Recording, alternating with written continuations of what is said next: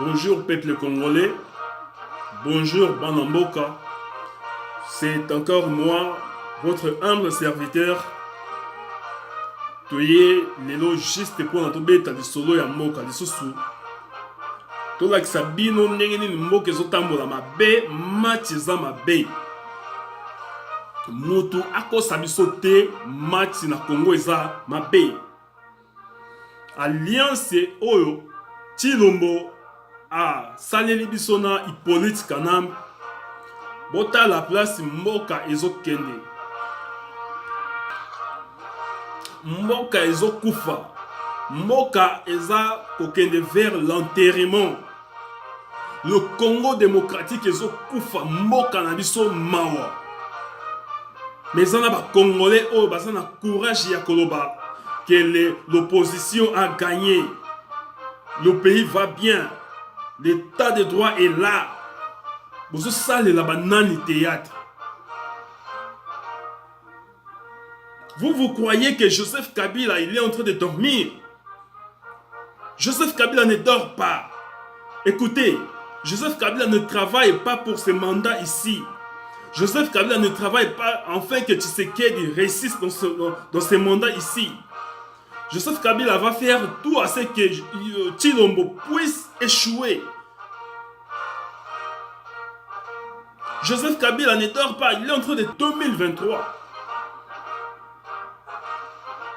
Les élections de 2023, c'est ça l'objectif de Joseph Kabila aujourd'hui. Joseph Kabila a travaillé avec le mandat Oyo, déjà le mandat na ye Oyo Lekaki. Il a préparé qu'il faut ça là, de façon qu'il a gagné l'institution Nyoso. Il a permettre à préparer l'électorat na ye 2023. Provincial. Majorité, FCC. Assemblée nationale, FCC. Sénat, FCC. Gouverneur, il y a ma ville, il y a ma province, majorité, FCC. Président, il y a Assemblée provinciale, FCC. Président, il y a Assemblée nationale, FCC. Président, il y a Sénat, bientôt là, il faut bima. To vouloir ou pas to matato kita et Rosala FCC. Primature FCC. Le premier ministre.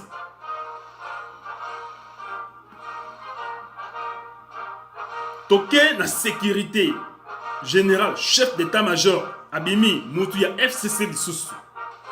Mais Bozoye Sabiso que l'opposition a gagné. Si moi j'étais Tshilombo, j'allais renoncer à cette alliance. J'allais crier haut et fort. Peuple congolais, venez me soutenir. Mais Tshilombo montre que tout va bien au Congo. Jean-Marc Kabondi a qui ne fût que 4 voix au IDP Sazaraki Nango, à niveau du Sénat. C'était juste pour naïe à comme chef de comme vice-président il y a en Assemblée nationale. Boye Sabiso. Ce qui lelo Assemblée nationale lingi et la loi moko na kati ya constitution a modifié yango. Opposition a intercalé FCC ndengenin parce que bangonde baza majorité. L'FCC c'est une grande machine. Et l'FCC ira avec nous comme ça jusqu'à la fin de ce mandat de Tshilombo. L'FCC n'ira même pas hors ce mandat, hors la loi. Tout ce que l'FCC fera, c'est de nous rappeler ce que la loi dit, ce que la Constitution dit.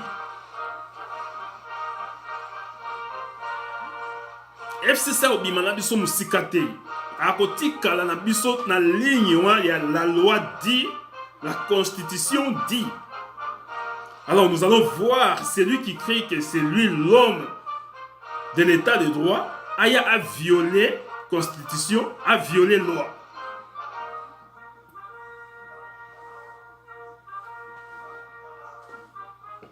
Oyo peuple ya ndenge nini boketu wa ya mbazo balobi oyo peuple ya ndenge nini. Il y a des gens qui disent voilà, Moïse Katumbi azongi état de droit ekoti na mboka bakangi ye te basali ye boye te azotambola na ye aza à l'aise. Chers Congolais, bapoliticien nyonso wana nyonso oyo tozomona, bapoliticien nyonso oyo tozomona wana, ce sont des commerçants. Biso peuple nde tozolala, bango balalaka lisusu te. Katumbi a déjà compris que ceux qui a tikali na niveau ya étranger na Occident a ko gagner le côté.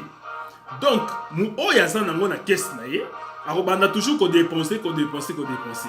Alors le mieux à faire c'est quoi? Il faut zonga place ba yiba, place ba zwaka. C'est ça. Tozala ki biso nyoso tozoganga. Vérité des urnes. Vérité des urnes. Vérité, est-ce que tu as compromis la vérité des urnes? Moïse Katumbi est passé en France 24. Est-ce que vous pouvez quand même clarifier quelque chose? Est-ce que pour vous, Martin Fayulu est le véritable vainqueur de ces élections? Vous savez, il y a eu des élections chaotiques. Il y a eu beaucoup d'irrégularités. Volées ou pas? Beaucoup d'irrégularités dans notre pays. La Cour constitutionnelle a proclamé M. Félix Tshisekedi comme président de la République. Dont acte? Vous en prenez acte ou bien au contraire, vous estimez qu'il faut s'opposer à cette élection? Vous savez, on doit aller de l'avant. Le plus important pour nous, c'est aller de l'avant. Nous serons dans l'opposition pour défendre la population congolaise. La reconstruction de notre pays, c'est le plus important. Azalaki na réponse T. Aboyi koloba vérité. Pourquoi? Ayebayi que soki alobi, c'est Martin Fayulu qui avait gagné. Alors Tshilombo Boti qui a tenté à Zonga. C'est ça. Mais à quoi servent les élections au Congo démocratique? 6. Hippolyte Kanambe. Azui, pouvoir, il y a Jean-Pierre Bemba. En 2011, Hippolyte Kanambe. Azui, pouvoir, il y a Étienne Tshisekedi. En 2018, Hippolyte Kanambe. Azui, pouvoir, il y a Martin Fayulu. Après, si il y a Tshilombo. Et Azo préparé les lois enfin que en 2020, Azonga lisusu yemoko. Chers Congolais, Oyo, peuple ya nengeni ni Bokechu Wayambo. Je ne sais pas. Je ne sais pas, Bokechu, Ozalaka inspiré par le Saint-Esprit. Ezalaka nini. Peuple ya nengeni ni Oyo, peuple congolais. Oyo, peuple ya nengeni. Les locaux, basi ba bimisi ba association, les amis de Ilunga, de Sylvestre Ilunga. Et ça, les amis de Badi Bangati. Et non, les amis de Chiba. Les commis, les amis de Ilunga. Oh, le peuple est en dengeni. To fingi Mobutu, ba fingi Mobutu na régime ya Kabila. Mobutu a tué le Congo, a tué le pays, a détruit le pays. Mais boye bozweni biso kaka élément moko ya bato ba travailler ki na Mobutu, bozongi seli biso ye lelo premier ministre. Au Congo, il n'y a pas de génie intellectuel. Il n'y a pas de génie intellectuel. Bon, nous sommes jeunes, moko il y a 24 ans, où il y a un diplôme bien ou tanga, sans qu'il y ait une expérience, le messie en question a une grande expérience. Expérience, il y a mouyibi. Expérience, il y a mouyiba. Peuple congolais, to la mouka. Tozo lala. Tozo lala. Toza yakola la peuple congolais, to la mouka.